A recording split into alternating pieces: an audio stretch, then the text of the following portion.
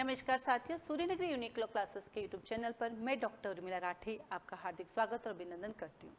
बात करें हम लोग जुडिशरी के एग्जाम की, तो जुडिशरी के अंदर जब हम बात करते हैं तो लोअर जुडिशरी और हायर जुडिशरी दोनों आती है। तो जुडिशरी के अंदर हमारे पास लोअर और हायर जुडिशरी दोनों आती है। अभी इन दिनों में हम देखते हैं चारों ओर हर किसी को भी जज बनना है और बनना भी चाहिए। एलएलबी के प्रति लोगों का रुझान बढ़ने लगा, बढ़ना भी चाहिए। इसी जुडिशरी के अंदर हमारे पास दो ऑप्शन होते हैं, एक होता है आरजेएस जिसको हम बोलते हैं, उसको हम लोअर जुडिशरी, और एक को हम बोलते हैं हायर जुडिशरी। ऐसा चीज हायर जुडिशरी। इसी के साथ साथ एक जेलो होता है, जूनियर लॉ ऑफिसर। इसी के साथ साथ एक एपीओ होता है, असिस्टेंट पब्लिक प्रोसिक्यूटिंग ऑफिसर, है ना। तो इन सब में हमें किसकी जरूरत पड़ती है? लॉ की। और लॉ में किसकी जरूरत पड़ती है? प्रोसीजर लॉ की। किसकी लॉ जरूरत पड़ती है हमें? Procedure law. और इस प्रोसीजर लॉ को हम बोलते हैं प्रक्रियात्मक विधि। प्रक्रियात्मक विधि। तो आइए आज हम दो प्रोसीजर लॉ के बारे में चर्चा करते हैं, जिनके ऊपर पूरे कोर्ट की प्रोसीडिंग डिपेंड होती है, जिनके ऊपर आपका lower judiciary higher judiciary depend होता है, जिनमें से जेलों के भी उसी पे डिपेंड होता है, उनमें से एक प्रोसीजर लॉ पे आपका एपीओ का डिपेंड होता है। तो आइए पढ़ते हैं कि आपकी प्रोसीजर लॉ क्या है, उनको कैसे याद करना है और कैसे इसके ऊपर ट्रेडिशन चलता है। हम स्टार्ट करेंगे अपने सीआरपीसी से। तो इसको अगर आपको मेरे साथ साथ याद करना है तो सबसे पहले आप एक काम करेंगे, आप अपना बैरेक्ट ओपन करके बैठ जाइए, ताकि साथ साथ आप करेंगे तो आप इसको अच्छे से कर पाएंगे। यदि आप इसको साथ साथ करेंगे कर पाएंगे। आप जब देखेंगे तो मैंने लिखा है सीआरपीसी। क्या लिखा है? CrPC, code of criminal procedure. ये एक प्रोसीजर लॉ है जिसका काम होता है सब्सटेंटिव लॉ को एनफोर्स करना। तो सबसे पहले प्रोसीजर लॉ का मतलब क्या है? तो लिखो, प्रोसीजर लॉ वो लॉ होता है जो सब्सटेंटिव लॉ को एनफोर्स करता है। तो इसके बारे में जब मैं बात करती हूँ तो हम देखते हैं कि लॉ टू टाइप का होता है। लॉ टू टाइप का होता है। एक होता है आपका प्रोसीजर लॉ और एक होता है आपका सब्सटेंटिव लॉ। इसको आप बोलते हैं प्रक्रियात्मक विधि और इसको बोलते हैं सारवान विधि। सारवान, मूलभूत और मौलिक, इसके तीन नाम होते हैं। प्रोसीजर लॉ को जब हम अपने जुडिशरी पॉइंट ऑफ व्यू से देखते हैं तो हम पढ़ते हैं दो तरह के, एक सिविल और एक क्रिमिनल। इनको भी दो तरह से देखते हैं, एक सिविल और एक क्रिमिनल। सिविल की प्रोसीजर लॉ में हमारे पास सीपीसी होता है, लिमिटेशन होता है। सिविल के प्रोसीजर लॉ में हमारे पास सीपीसी होता है, लिमिटेशन होता है, एसआरए होता है और इंडियन एविडेंस एक्ट होता है। जबकि क्रिमिनल के अंदर हमारे पास सीआरपीसी होता है और इंडियन एविडेंस एक्ट होता है। यानी इंडियन एविडेंस एक्ट कॉमन होता है, वो दोनों जगह होता है। वो आपके सिविल में भी होता है, वो आपके क्रिमिनल में भी होता है। सब्सटेंटिव लॉ के अंदर, सिविल के अंदर आपके पास कॉन्ट्रैक्ट एक्ट है, टीपी एक्ट है, और क्रिमिनल के अंदर आपके पास आईपीसी है। बड़े बड़े में आईपीसी है। तो हम कह सकते हैं कि लॉ टू टाइप का होता है, एक प्रोसीजर और एक सब्सटेंटिव। प्रोसीजर लॉ भी टू टाइप के होते हैं, सिविल के प्रोसीजर लॉ, क्रिमिनल के प्रोसीजर लॉ। और सब्सटेंटिव लॉ भी टू टाइप के होते हैं, सिविल के सब्सटेंटिव और सिविल के प्रोसीजर, सिविल के सब्सटेंटिव और क्रिमिनल के सब्सटेंटिव। तो सब्सटेंटिव लॉ वो लॉ होते हैं जो आपके rights, liabilities, duties and punishment को डिफाइन करता है। तो क्या कहेंगे? Substantive law is defined about rights, liabilities, duties and punishment. और procedure law is enforcement of substantive law. तो यहाँ पे आया, ये सब पढ़ने को कहाँ मिलता है? इंटरप्रिटेशन ऑफ स्टैट्यूट में। तो जब भी आप अभी 12th कंप्लीट हुई हैं या लॉ पढ़ना चाहते हैं, लॉ सीखना चाहते हैं, तो आपको इंटरप्रिटेशन पढ़ना चाहिए, इक्विटी पढ़ना चाहिए और साथ ही साथ आपको जूरिस्प्रूडेंस पढ़ना चाहिए। ये तीनों थोरोली रीड करें अपने नॉलेज के लिए, काफ़ी अच्छा लगेगा। आइए मैं आज आपको दो प्रोसीजर लॉ के ओवरव्यूज समझाती हूँ और याद करवाती हूँ। तो चलते हम लोग सीआरपीसी की तरफ। कहाँ चलते हैं? सीआरपीसी। तो आप लोग भी अपना पेन पेपर निकाल लीजिए और मेरे साथ साथ इसको याद करेंगे। इसका नाम है कोड ऑफ क्रिमिनल प्रोसीजर, जिसको हम शॉर्ट में कहते हैं सीआरपीसी। जिसको हम शॉर्ट में क्या बोलते हैं? हम शॉर्ट में जिसको बोलते हैं सीआरपीसी। ये सीआरपीसी हम बोलते हैं, ठीक है। 1973 इसका एक्ट नंबर 2 है। क्या है? Act number 2 of 1974।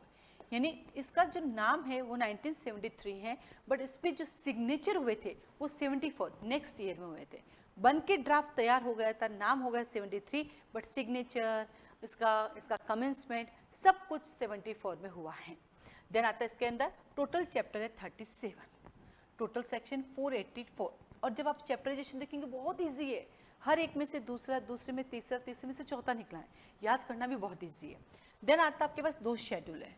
ये जो 2 शेड्यूल हैं इसी में से आपके प्री के क्वेश्चंस आते हैं, जेलों में आ जाता है। कॉलम नंबर 1 क्या है, कॉलम नंबर 2 क्या है, कॉलम नंबर 3 क्या है, कॉलम नंबर 4 क्या है, 5 क्या है, 6 क्या है, यहाँ से क्वेश्चन आते हैं। जो हमारे पास शेड्यूल नंबर 1 है, जो शेड्यूल नंबर 1 है वो बताती है क्लासिफिकेशन ऑफ ऑफेंसेस, जिसके अंदर 6 कॉलम है। यहाँ से प्री का क्वेश्चन आता है।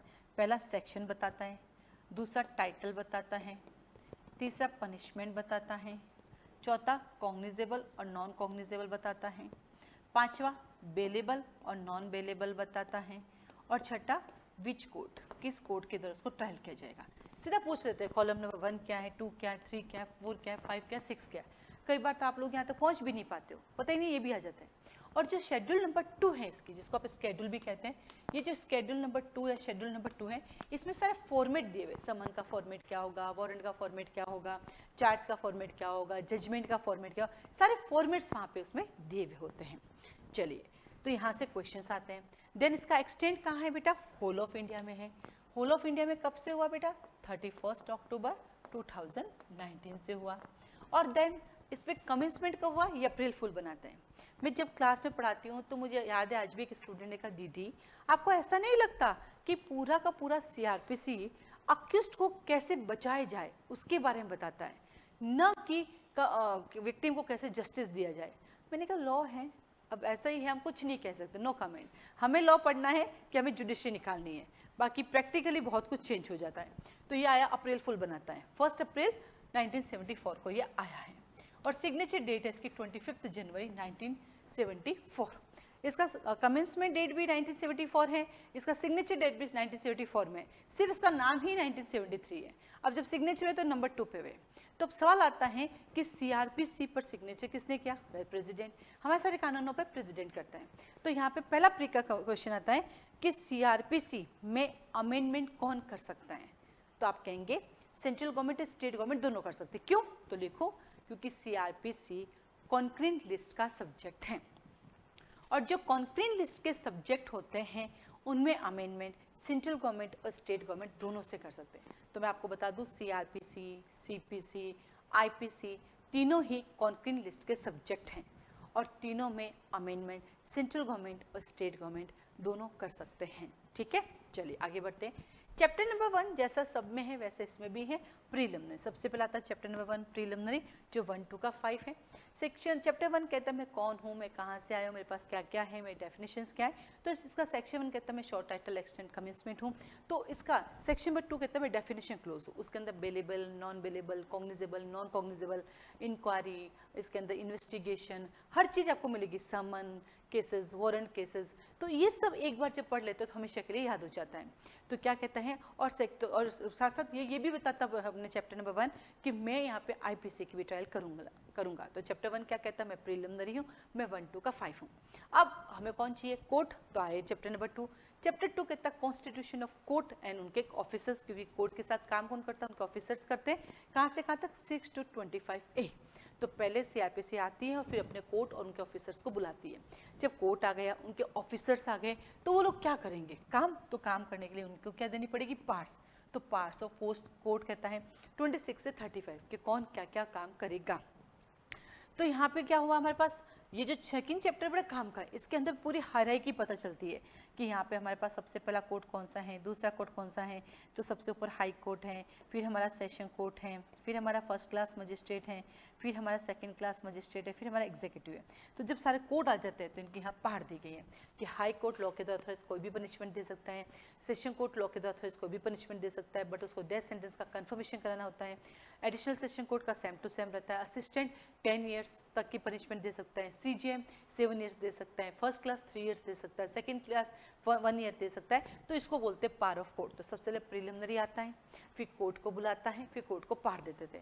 अब क्या ये कोर्ट सड़कों पे जाके काम करेगी बेटा? नहीं करेगी ना, क्योंकि कोर्ट सड़कों पे जाके काम करेगी तो बाकी सब काम कौन करेगा? तो सड़कों पे काम करने के लिए पुलिस चाहिए, तो चैप्टर 4 में पुलिस आती है। चलो पुलिस भी आ गई हमारी, अब कोर्ट भी आ गया चैप्टर 2 में, पुलिस भी आ गई हमारे पास चैप्टर 4 में। तो हम जनता को क्या करना पड़ेगा? इन लोगों की मदद, हेल्प, सहायता ऐड करना पड़ेगा। तो कहता है सुपीरियर पुलिस ऑफिसर की पार and aid to magistrate police. कहाँ से कहाँ तक? 36 से लेके 40 तक। तो चैप्टर 1 कहता है मैं प्रिलिमिनरी हूँ, चैप्टर 2 कहता कोर्ट को बुलाओ, चैप्टर 3 कहता पार दे दो, चैप्टर 4 कहता पुलिस को बुलाओ और सहायता दे दो। जैसे ही हमने पुलिस की सहायता की तो पुलिस क्या करेगी? पर्सन को अरेस्ट। तो चैप्टर 5 कहता अरेस्ट ऑफ पर्सन। अब अरेस्ट करेगी, पुलिस का काम ही अरेस्ट करना। 41 से 68 तक। प्रैक्टिकल एस्पेक्ट में क्या होता है? जब भी हम किसी को अरेस्ट करते हैं तो उनको बेल पे छोड़ देते हैं, क्योंकि सबको तो जेल में नहीं डाल सकते। तो जहाँ बेलेबल मैटर है वहाँ पे बेल पे छोड़ देते हैं, और जहाँ नॉन बेलेबल मैटर है वहाँ पे कॉन्सिक्वेंस देखने के बाद उनको भी छोड़ दिया जाता है। तो जब वो चले गए तो उनको टाइम टू टाइम बुलाना पड़ेगा। कैसे बुलाओगे? फोन करोगे कि भाई तेरा मैटर है आना? नहीं, तो हमें उनको भेजने पड़ते समन। समन पे नहीं आते तो वारंट, फिर हमें उनको प्रोक्लेमेशन ऑफ डिक्लेयर करना पड़ता है। तो उसको क्या बोलते हैं? तो चैप्टर 6 कहता है process to compel appearance. Appearance के लिए प्रोसेस करें, उसके लिए हमारे पास ऑप्शन होता है समन। समन पे नहीं आता है तो वारंट, वारंट पे नहीं आता तो प्रोक्लेमेशन, और देन अदर प्रोसीडिंग। 61 से 69, 70 से लेकर 81, 82 से लेकर 85 और 86 से लेकर आपके पास आता है 10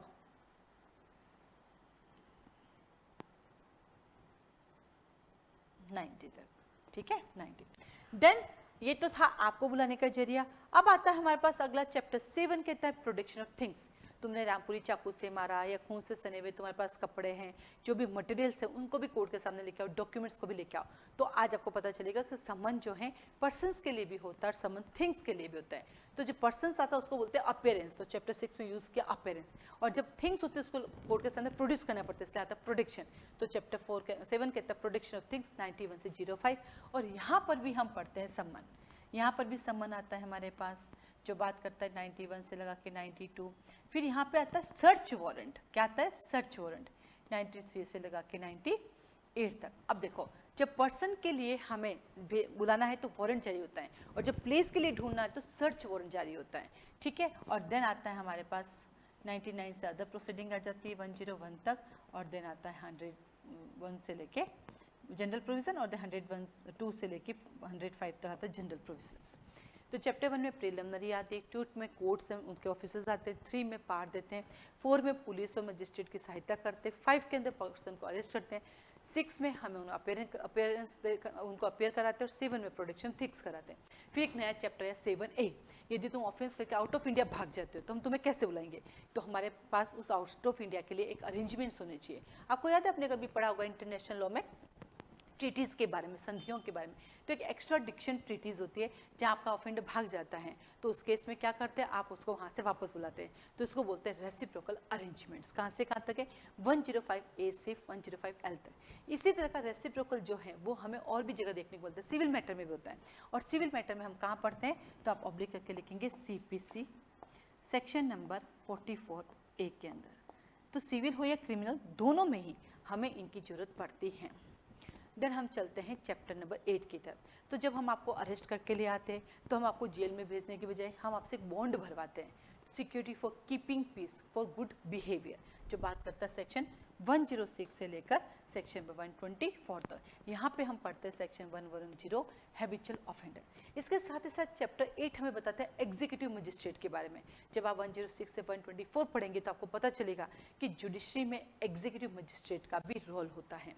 देन आता है चैप्टर 9 मेंटेनेंस। जब हम आपको पकड़ के लाते हैं, वापस आपको घर भेजते हैं, तो आप गुस्से में जाते हो घर, तो आप गुस्सा किस पे निकालते हो? ऑब्वियसली अपनी वाइफ पर, अपने बच्चों पर, अपने पेरेंट्स पर।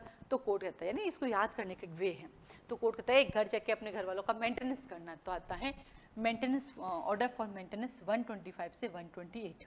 जब आप इसको पढ़ोगे तो यहाँ पे एक वर्ड यूज किया गया है वाइव्स, यानी जब एक से अधिक पत्नी है तो सबका मेंटेनेंस करना है। तो यहाँ पे वाइव्स वर्ड क्यों लिखा है? क्योंकि यहाँ पर मुस्लिम लॉ भी अप्लाई होता है, तो मुस्लिम लॉ के अंदर मोर देन वन वाइफ होती है, तो सबके मेंटेनेंस की बात की जाती है। मुस्लिम लॉ में एक टॉपिक होता है कि जब तक इद्दत की अवधि आप मुस्लिम लॉ से मेंटेनेंस ले लीजिए, आफ्टर इद्दत जब तक आप रीमैरिज नहीं करते फिर क्या करोगे, तो सीआरपीसी 125 मुस्लिम लॉ के लिए भी अप्लाई होती है। देन आता है maintenance for public order and tranquillity की बात करता है 129 से 148। यहाँ पे जब हम देखेंगे तो उसको अलग अलग पार्ट में डिवाइड किया गया है। तो जो हमारे पास यहाँ पे 129 से 132 है, ये हमारा आईपीसी का चैप्टर 8 की बात करता है। फिर आता है 133 से लगाकर 143, ये हमारा पब्लिक न्यूसेंस की बात करता है। और पब्लिक न्यूसेंस कहाँ कहाँ पढ़ते हैं, सीपीसी सेक्शन 91, आईपीसी सेक्शन 268 और टॉट में भी पढ़ते हैं। और देन यहाँ पे आता है आपके पास 144 से 144A, जिसे हम बोलते हैं 144 लग जाना यानी कोई घर से बाहर नहीं निकलेगा, नहीं 144 लग जाना यानी 5 लोग एक साथ खड़े नहीं हो सकते। ठीक है, एक होता कर्फ्यू, कर्फ्यू होता है इसका एग्रीवेटेड फॉर्म, जहाँ पे घर से बाहर निकलना भी मना होता है। इसी के साथ एक सिविल नेचर का भी है 145 से 148, जिसमें लैंड और वाटर से लेके काम होता है। तो पब्लिक न्यूसेंस की नेचर भी सिविल होती है, लैंड और वाटर की भी सिविल। तो आप देखेंगे चैप्टर 10 जो क्वासी सिविल है और क्वाजी क्रिमिनल है, इसमें दोनों भरे हुए हैं। देन चैप्टर 11 आता है प्रिवेंटिव एक्शन, इन सब पे कौन ध्यान रखेगा, पुलिस रखेगी। तो चैप्टर 11 कहता है preventive action of the police 149 से 153। तो यहाँ पे आपके पुलिस आ जाती है, पुलिस आपके ध्यान रखती है। और यहाँ पे 151 अक्सर प्रैक्टिकली काम आता है सेक्शन 151। जब कभी भी आप कोई कॉग्निजेबल ऑफेंस करते हो तो पुलिस आपको 151 में पकड़ के ले जाती है। हाँ, 151 बेलेबल है, आपको बेल मिल जाती है। और बेलेबल ऑफेंस में बेल पुलिस भी दे सकती है और बेलेबल ऑफेंस में बेल मजिस्ट्रेट भी दे सकते हैं, दोनों दे सकते हैं। देन आता है आपके पास इतना होने के बाद भी, सब कुछ बताने के बाद भी आप ऑफेंस करते हो तो आपके अगेंस्ट हमें क्या करनी पड़ती है, इन्फॉर्मेशन देनी पड़ती है। और जैसे इन्फॉर्मेशन देते हैं पुलिस इन्वेस्टिगेशन स्टार्ट करती है। तो चैप्टर 12 कहता है information to the police and investigation 154 से 176। अब पुलिस जाके क्या करेगी, चालान पेश। तो याद रखना 154 में हम एफआईआर दर्ज करते हैं। एफआईआर कहाँ दर्ज करते हैं, 154 में। वैसे तो एफआईआर कहीं पर भी डिफाइन नहीं है, वो पुलिस एक्ट में है, सीआरपीसी में कहीं पर भी नहीं है। पर 154 में जब आप एफआईआर दर्ज करवाते हैं तो पुलिस चालान पेश करती है, या पुलिस रिपोर्ट पेश करती है, या फिर पुलिस चार्जशीट पेश करती है। तो आफ्टर इन्वेस्टिगेशन पुलिस के द्वारा जो कुछ कोर्ट के सामने प्रोड्यूस किया जाता है उसके 3 नाम हैं, पुलिस रिपोर्ट, चालान और चार्जशीट। जब मैटर बनता है तो ये 3 चीज़ें होती हैं। और जब पुलिस इन्वेस्टिगेशन मैटर बनते हुए नहीं पाई जाती है तो उसमें बनता है फाइनल रिपोर्ट। क्या बनती है, फाइनल रिपोर्ट। देन आता है आपके पास जुरिडिक्शन। जैसे आपको पकड़ा, अब हम आपके लिए जुरिडिक्शन बोलेंगे, कौन से कोर्ट में आपको भेजना है। तो जुरिडिक्शन ऑफ क्रिमिनल कोर्ट्स 117 से 189, यानी किस एरिया के फर्स्ट क्लास मजिस्ट्रेट, सभी जगह फर्स्ट क्लास मजिस्ट्रेट है, बट किस एरिया के फर्स्ट क्लास मजिस्ट्रेट के पास आपका मैटर जाएगा। देन आता है आपके पास चैप्टर नंबर 14। अब मजिस्ट्रेट के सामने जब एंट्री करते हो तो आपको कुछ कंडीशंस फुलफिल करनी होती हैं। तो कहता है कंडीशन रिक्विजिट। इट्स मीन ये है कि कॉग्निजेबल ऑफेंस में एफआईआर दर्ज होती है और नॉन कॉग्निजेबल ऑफेंस में आपके कंप्लेंट फाइल होती है। तो यहाँ पे कहते हैं कि तुम मेरे पास जो मैटर लेके आए हो तो तुमने देखा कि उसमें एफआईआर करनी चाहिए कि नहीं, कि कई बार उसमें एफआईआर किसी का कॉग्निजेबल में भी, नॉन कॉग्निजेबल में भी एफआईआर हो जाती है, और कई बार कॉग्निजेबल में एफआईआर करते नहीं है। तो 190 से 199 कहता है किन किन मैटर्स में आपकी एफआईआर होगी, किन किन में आपके कंप्लेंट होगी, उसकी कंडीशन फुलफिल करके लाओ। कंडीशन फुलफिल हुई, फाइनली आप मजिस्ट्रेट के सामने आते हो और मजिस्ट्रेट को करते हैं कंप्लेंट टू मजिस्ट्रेट सेक्शन 200 से 203 तक। जैसे ही मजिस्ट्रेट को कंप्लेंट करते हैं मजिस्ट्रेट प्रोसीडिंग स्टार्ट करते हैं, जिसको बोलते हैं कमेंसमेंट ऑफ प्रोसीडिंग, जो बात करता है 204 से 210 तक। क्या करता है, 204 से 210 यहाँ पे मजिस्ट्रेट अपनी कार्रवाई स्टार्ट करेंगे। स्टार्ट करते ही मजिस्ट्रेट सबसे पहले क्या करेंगे, 17 पे खतरा चार्ज लगाएंगे। इसको ऐसे याद करो, 17 पे खतरा मजिस्ट्रेट लगाएंगे आपके ऊपर चार्ज लग जाता है। तो और क्या, क्रिमिनल में तो यही तो खतरा है सबसे बड़ा, तो आपके ऊपर चार्ज लग जाता है। 221 से 222, 224 जैसे चार्ज होता है आपकी ट्रायल शुरू हो जाती है। ट्रायल 4 प्रकार की होती है, जो सेशन कोर्ट करता है सेशन ट्रायल होती है, फिर अदर मैटर में वारंट ट्रायल होती है, थोड़े उससे कम मैटर में समन ट्रायल होती है, और सबसे कम मैटर में समरी ट्रायल होती है। तो 17 पे खतरा हुआ, खतरा होते सेशन ट्रायल आई, फिर वारंट ट्रायल आई, फिर आपकी समन ट्रायल आई, और देन आपकी समरी ट्रायल आई। जब ट्रायल शुरू हुई तो आपने कहा जज साहब गलती हो गई, माफ़ कर दीजिए। आपने जज साहब से क्या की, बार्गेनिंग की। तो 28 कहता है प्ली बार्गेनिंग। क्या कहता है 28 प्ली बार्गेनिंग, सर माफ़ कर दीजिए। 265A से लेके L तक हम जब प्ली बार्गेनिंग वर्ड देखते हैं तो हमें बार्गेनिंग याद आता है, और बार्गेनिंग तो महिलाओं से अच्छी कोई कर ही नहीं सकता, राइट। लेकिन ये ये ऑफेंडर के द्वारा बार्गेनिंग है। महिलाएं भी बार्गेनिंग करती हैं, ये ऑफेंडर के द्वारा बार्गेनिंग की जाती है। 265A से L तक, क्योंकि बीच में जुड़ा है तो आप देखो चैप्टर 7A जाके चेक करो। चैप्टर 7A में आप देखेंगे उसका नंबरिंग है 105A से L तक, और इसका भी A से L है, तो मैंने इसको याद कर लिया। 7A से 21A और दोनों का A से L है, दोनों बीच में जोड़े गए हैं। देन आता है चैप्टर नंबर 22। अब हम लाएंगे प्रिजनर्स को, अटेंडेंस करेंगे ताकि वो भी आके अपनी एविडेंस दे सके। तो क्या क्या प्ली बार्गेनिंग की, बार्गेनिंग नहीं हुई तो हमने आपको जेल में भेज दिया, तो जेल से आपको एविडेंस के लिए बुलाते हैं। तो याद रखना, जेल में रहने वाला कैदी एक कॉम्पिटेंट विटनेस हो सकता है, जेल में रहने वाला कैदी भारत का नागरिक हो सकता है।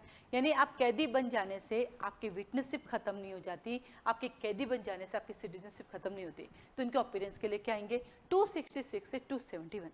सेम टू सेम ऐसा एक प्रोविजन सीपीसी में भी है। कहाँ पर है? CPC order number 16A। आप पढ़िएगा, जब भी टाइम मिले ना इन दोनों को पहले पढ़ना, आप खुद भी कहेंगे अरे बिल्कुल सेम टू सेम है, क्योंकि प्रिजनर तो प्रिजनर है और विटनेस तो सिविल में भी होता है, क्रिमिनल में, दोनों मिलेंगे। तो फाइनली हम आपको अपीयरेंस के लिए बुलाते हैं। जब आप आते हैं तो 23 कहता है अब आपकी एविडेंस लेंगे। आपकी एविडेंस इंक्वायरी ट्रायल में कैसे ली जाएगी? 272 से 299 का प्रोसीजर बताता है। सीआरपीसी का सबसे वेरी इंपॉर्टेंट चैप्टर है चैप्टर नंबर 23। यहाँ से pre plus main plus inter में 100% क्वेश्चन आते हैं, क्योंकि यहाँ पे आपको बताते हैं 272 कोड की लैंग्वेज क्या होती है, 273 अक्यूज की क्या बोलते हैं प्रेजेंस होना जरूरी होता है, 274, 275, 276 ये बताता है समन मैटर के अंदर, वारंट मैटर के अंदर, सेशन मैटर के अंदर रिकॉर्ड्स कैसे लिखे जाएंगे, 281 अक्यूज के रिकॉर्ड कैसे लिखे जाएंगे, 283 हाई कोर्ट रिकॉर्ड कैसे लिखेगा, 282 यदि इंटरप्रेटर अगर वहाँ पे होशियारी करता है, गलत छापता है तो उसको आईपीसी कौन से सेक्शन में सजा मिलती है, 291 से लगा के 299 तक तो पूरा प्रोसीजर दे रखा है कि कब कौन आएगा, किसकी एविडेंस ली जाएगी, कैसे ली जाएगी, सब कुछ दे रखा। वेरी इंपॉर्टेंट चैप्टर है ये। देन आता है general provisions regarding to inquiry और ट्रायल, जहाँ पे अपने आप में ही पहला क्वेश्चन है सेक्शन 300 का। तो पहले हमने आपकी इंक्वायरी ट्रायल बताई और फिर हमने आपको जनरल प्रोविजंस दे दिए 300 से 327। और 300 क्या कहता है? एक बार यदि हमने आपका एक्विटल या कन्विक्शन कर दिया उसी मैटर पे दोबारा नहीं बुलाएंगे। ये सब देख के प से 25 प से पागल हो जाता है। तो चैप्टर नंबर 25 कहता है प से 25 प से पागल। कहाँ से हुआ? 328 से 339। अब जब पागल व्यक्ति कोर्ट में जाता है तो क्या करता है वो कोर्ट के अंदर बदतमीजी करता है, जज साहब पे जूता फेंकता है, वकील साहब के कपड़े खींचता है, तो उसकी इन हरकतों से क्या होता है? एडमिनिस्ट्रेशन पे इफेक्ट पड़ता है। तो अगला चैप्टर कहता है offence affecting the administration of justice 340 से 352, जिसमें हम पढ़ेंगे कि यहाँ पर कंटेम्प्ट के बारे में बता रखा है, यहाँ पर ड्यूरिंग प्रोसीडिंग तुम फॉल्स एविडेंस देते हो तो उसके बारे में बता रखा है, यहाँ पे एज ए विटनेस तुम नहीं आता तो तुम्हें सजा दे रखी है, ये सारा बताता है 340 से 352। Very very important for pre and interview. Then आता है चैप्टर 27। जब 17 पे खतरा हुआ, चार्ज लगा, तो 27 पे भी खतरा, क्योंकि जजमेंट आ गया आपके अगेंस्ट। कहाँ से कहाँ तक? 353 से 365। और जजमेंट आए डेथ सेंटेंस का, तो 28 कहता है डेथ सेंटेंस की कंफर्मेशन करेंगे। क्यों करेंगे भाई डेथ सेंटेंस की कंफर्मेशन? बताती हूँ। क्योंकि सेक्शन नंबर देखो, ये चैप्टर 28 है, सेक्शन 28 के सबसेक्शन 2 में जब कभी भी सेशन कोर्ट या एडिशनल सेशन कोर्ट और additional session court death sentence देती है तो उसका कंफर्मेशन कराना जरूरी हो जाता है। 366 से 371 जब आपका जजमेंट का कंफर्मेशन हुआ और जजमेंट बरकरार रहा, आपको लगा ये कैसे हो गया, तब भागे भागे गए चैप्टर 29 में अपील करने के लिए 372 से 394। और जब अपील करने गए तो अपील मना कर दी, तो जब अपील नहीं होती तो आप गए रिवीजन करने के लिए, तो आता है chapter 30 revision and reference and revision. देखो यहाँ पे 3 चीजें दिखी है आपको, अपील दिखी, रेफरेंस और रिवीजन दिखा। इट्स मीन लिखो, इट्स मीन सीआरपीसी में रिव्यू नहीं होता है। प्री का सवाल है, इंटरव्यू का सवाल है, क्रिमिनल मैटर में रिव्यू नहीं होता है। तो यहाँ पे क्या किया आपने? यहाँ पे जो है आपका हुआ रेफरेंस, जिन मैटर में अपील नहीं होती वहाँ पे रेफरेंस रिवीजन में गए 395 से 405। फाइनली सब जगह जाकर पता चला कि भैया सजा तो आपको मिलेगी। अब आप रहने वाले बॉम्बे के, सजा हुई आपको जोधपुर की, तो आप जज साहब से क्या कहेंगे? जज साहब आप मेरा मैटर ट्रांसफर कर दीजिए बॉम्बे में, लास्ट जिंदगी वहीं निकालूंगा। तो ट्रांसफर ऑफ क्रिमिनल केसेस कहाँ से कहाँ तक? 406 से 412 तक। मैटर ट्रांसफर होते फिर किया आपका एग्जीक्यूशन, आपको आपकी सजा एग्जीक्यूट यानी एनफोर्स करवा दी। अब देखो ये एग्जीक्यूशन शब्द हमें हमेशा क्या लगता है सीपीसी ऑर्डर 21 है, ऐसा नहीं है। एग्जीक्यूशन सिविल और क्रिमिनल दोनों में होता है, वहाँ पे डिक्री और ऑर्डर का एग्जीक्यूशन होता है और यहाँ पर पनिशमेंट का होता है। वहाँ पे ऑर्डर 21 है और सेक्शन जो है आपके वो हैं 36 से लेकर 74 तक, 36 से 74 तक। फिर यहाँ पे एग्जीक्यूशन है, या हम आपकी सजा को सस्पेंड कर सकते हैं, रेमिट कर सकते हैं, कमिट कर सकते हैं। और एक शब्द आता है पार्डन करना, वो पार्डन वर्ड यहाँ पे नहीं है। पार्डन करना कहाँ आता है? आर्टिकल 72 या फिर आर्टिकल 161 कॉन्स्टिट्यूशन में। यहाँ पे तो रेमिशन है, माफ कर सकते हैं। ऐसा कैसा प्रोविजन आईपीसी में भी, वहाँ पर भी आता है कम्यूटेशन करना। कम्यूटेशन कहाँ आता है? आईपीसी के अंदर सेक्शन नंबर 55 और 54 के अंदर। देन आता है फाइनली बेल और बॉन्ड। हे भगवान, अब आया, इसको तो चैप्टर 5 के साथ आ जाना चाहिए। 5 में अरेस्ट करते भाई बेल बॉन्ड हो जाती चाहिए, तो इसके साथ लिख सकते हैं चैप्टर नंबर 5। तो बेल और बॉन्ड 436 से 450 है। और आपको पता है बेलेबल ऑफेंस से बेल पुलिस भी दे सकती है और मजिस्ट्रेट भी। इंटरव्यू का सवाल ये आता है कि क्या नॉन बेलेबल ऑफेंस में भी पुलिस बेल दे सकती है? आप कहेंगे यस दे सकती है। अगर कोर्ट जो है नॉन बेलेबल ऑफेंस नहीं पाया जाता है या नॉन बेलेबल के अंदर ऐसा मैटर पाया जाता है जिसमें कोर्ट डायरेक्शन देता है, तो उस केस में पुलिस भी दे सकती है। क्या एंटिसिपेटरी बेल में भी पुलिस और जो है बेल दे सकती है? आप कहेंगे यस, जब एंटिसिपेटरी बेल ग्रांट हो जाती है उसके बाद उस मैटर पुलिस भी बेल पे छोड़ सकती है, राइट। तो बहुत शानदार चैप्टर है 436 से 450, pre plus main plus interview plus practical सभी जगह काम आता है। देन आता है चैप्टर नंबर 34, इन सब के लिए जब केस चलता है तो आपकी प्रॉपर्टी को सिक्योरिटी के लिए रखता है।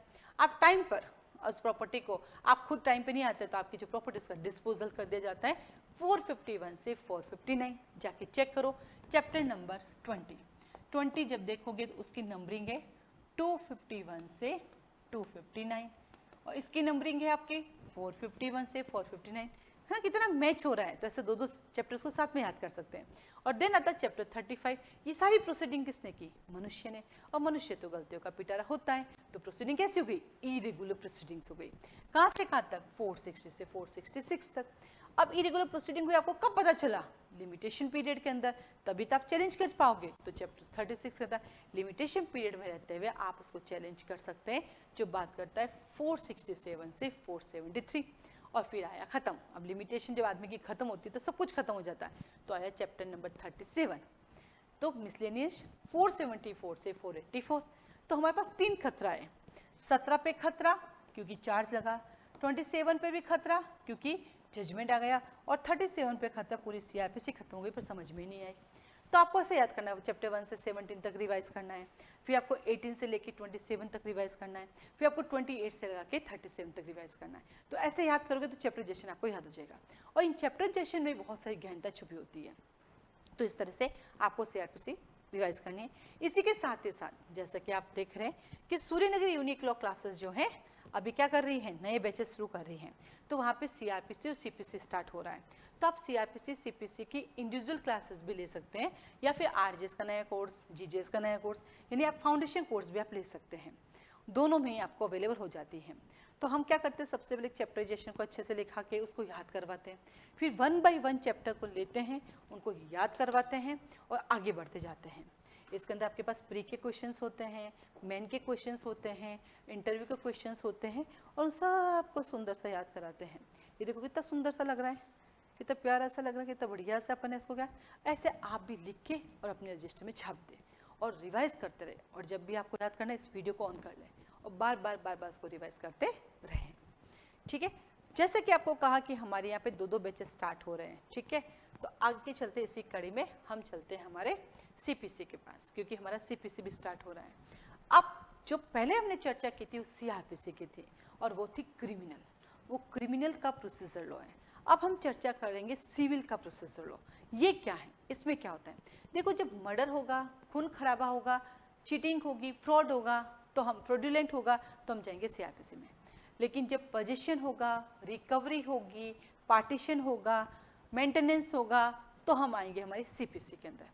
तो सीपीसी का भी एक छोटा सा ओवरव्यू मैंने यहाँ पे लिख रखा है। सीपीसी में टोटल पार्ट 11 है, टोटल सेक्शन जो है हमारे पास 158 है। इसके अंदर एक शेड्यूल है उस शेड्यूल के अंदर 51 ऑर्डर्स हैं। तो सीपीसी 2 पार्ट में डिवाइड है, सेक्शंस और ऑर्डर्स। जो सेक्शंस हैं उसको जब पढ़ते तो सर तो सब्सटेंटिव पार्ट के रूप में अपने आप को डिफाइन करता है, और जो ऑर्डर्स हैं वो प्रोसीजर की बात करता है। लेकिन प्री के एग्जाम के लिए तो सीआरपीसी हो या सीपीसी दोनों ही प्रोसीजर लॉ ही है, लेकिन मेन के एग्जाम और इंटरव्यू में ये डिवाइड हो जाती है। तो टाइम टू टाइम क्लास में जब हम पढ़ाते हैं तो वो भी रिवाइज कराते हैं कि कैसे डिवाइड हो जाती है। देन आता है इसका कमेंसमेंट 1 जनवरी 1909 को हुआ। इसका एक्सटेंड भी पूरे इंडिया में हो गया है जब से आर्टिकल 370 हटा है। अभी जम्मू कश्मीर में भी लागू होती है 31 अक्टूबर से 2019 से।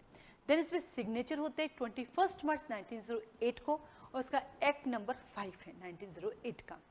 ये बहुत इजी प्रोसेस में पढ़ना होता है। इसके सेक्शन से ऑर्डर है, तो सेक्शन को पहले पढ़ना था, ऑर्डर को बाद में। फिर ऑर्डर के अंदर जो जो सेक्शंस ऐड होते हैं उनको रखो, तो उससे क्या होता है 2 बार रिवीजन हो जाता है सेक्शंस का। पहले तो सेक्शन को अकेले पढ़ा, फिर ऑर्डर के साथ अपने सेक्शन को भी ऐड कर दिया। यदि दोनों को आप साथ पढ़ोगे तो बहुत कंफ्यूज हो जाओगे। देखिए पहले अपना सेक्शंस करके रख दो, फिर आराम से ऑर्डर्स को याद करो। चलते हैं सीपीसी की तरफ। सबसे पहला इसका देखो प्रीलिमिनरी है बेटा। इसका प्रीलिमिनरी है ना वो किसी चैप्टर्स में नहीं है, वो अलग से है, इसलिए हम उसको एक वर्ड देते हैं स्टार्टिंग प्रीलिमिनरी, जो 1, 2 का 8 है।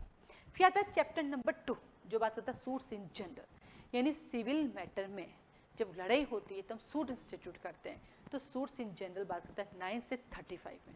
अब आप जब जाके सीपीसी को पढ़ोगे तो इस 9 से 35 का भी डिवाइडेशन है, इसमें भी पूरा डिवाइड किया गया है, और उसी के अंदर डिवाइड करते करते इन्होंने जजमेंट और डिक्री तक भी दे दी है।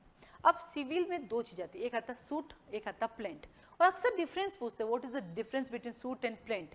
तो आप कह सकते हैं कि प्लेंट वो होता है जो पार्टी लेकर जाती है, तभी तो एक पार्टी प्लेंटिव कहलाती है, दूसरी डिफेंडेंट। और जब पार्टी के प्लेंट को कोर्ट के द्वारा एक्सेप्ट करके उस पर डेट डाल देते हैं तो वो सूट में कन्वर्ट हो जाता है, उसको बोलते हैं सूट। तो प्लेंट पार्टी के बिहाफ पर जाता है और सूट कोर्ट के बिहाफ पर होता है, ठीक है, कोर्ट उसको वेरीफाई करती है।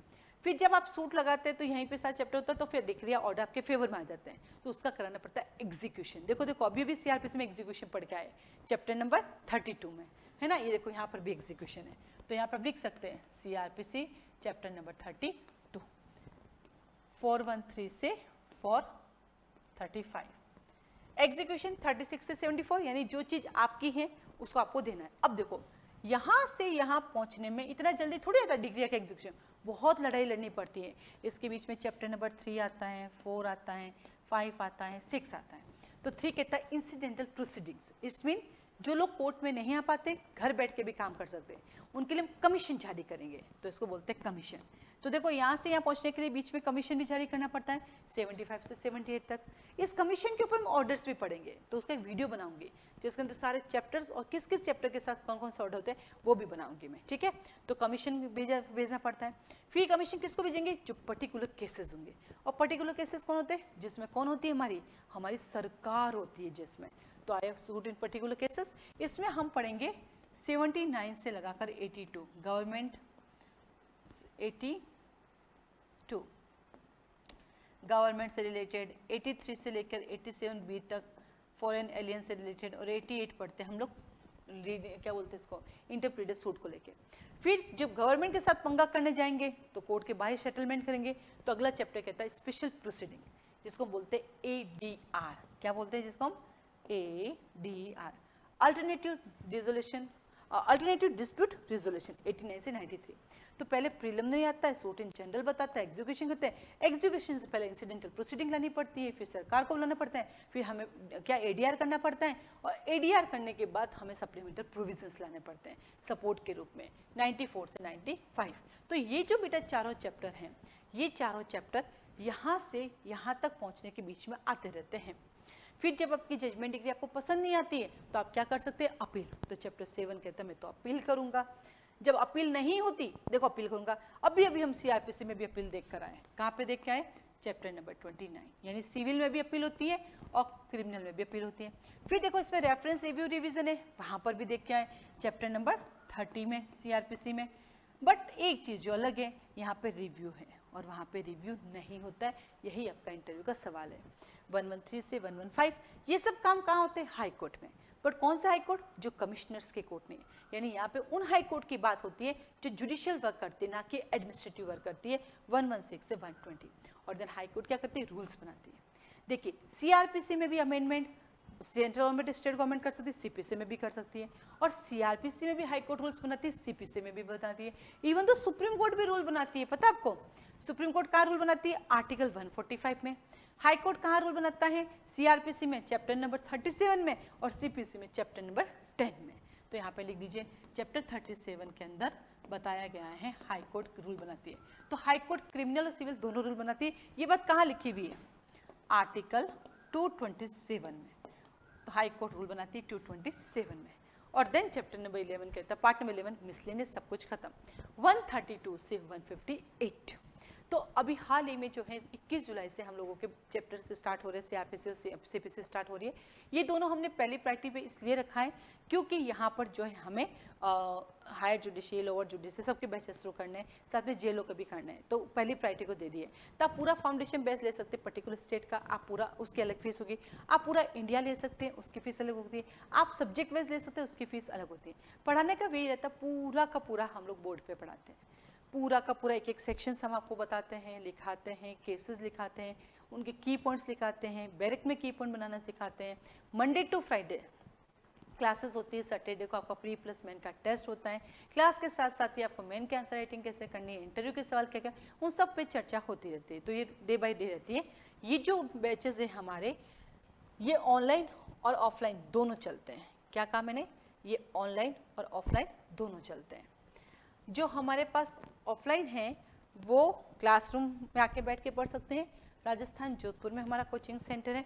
ऑनलाइन के अंदर हम लोग जूम ऐप पर पढ़ाते हैं और ये लाइव क्लासेस चलती है। क्या कहा मैंने? जूम ऐप पर पढ़ाते हैं और ये हमारी लाइव क्लासेस चलती है। रिकॉर्डेड लेक्चर नहीं है, क्योंकि क्लासरूम जैसा क्लासरूम घर बैठ के भी आप क्लासरूम की तरह पढ़ सकते हैं। तो ये क्लासरूम जैसा क्लासरूम है। तो इसी क्लासरूम में हम लोगों के नए बैचेज शुरू हो रहे हैं।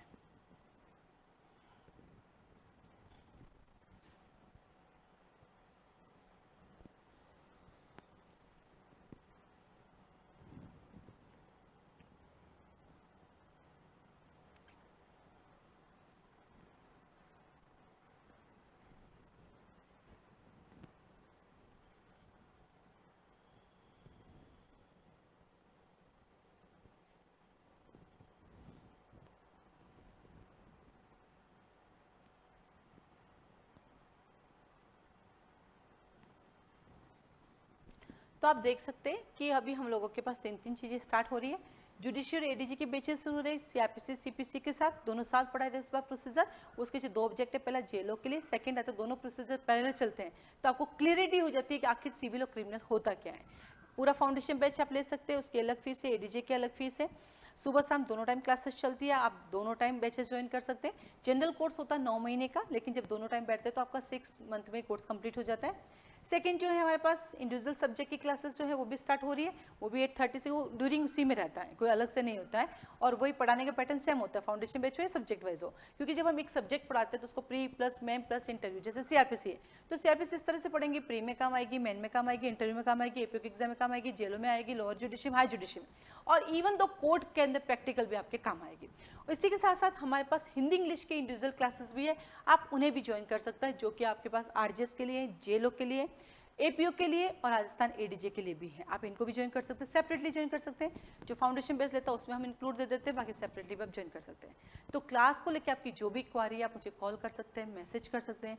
फीस स्ट्रक्चर को लेकर आप मुझे कॉल मैसेज कर सकते हैं। इवन तो जो नए बैचेस शुरू हो रहे हैं इनका रजिस्ट्रेशन फॉर्म भर के आप रजिस्ट्रेशन फीस सबमिट करके 3 दिन डेमो भी ले सकते हैं। ऐसा तो डेमो क्लासेस अभी जो पढ़ा है वही पढ़ाने का पैटर्न है, 800 वीडियो मेरे उनमें पढ़ाने का पैटर्न आप देख सकते हैं। फिर भी आपको लगता है मैं 3 दिन बैठ के देखना चाहती हूँ, मुझे समझ में आ रहा है कि नहीं आ रहा है, तो रजिस्ट्रेशन फीस सबमिट करके आप इसको देख सकते हैं।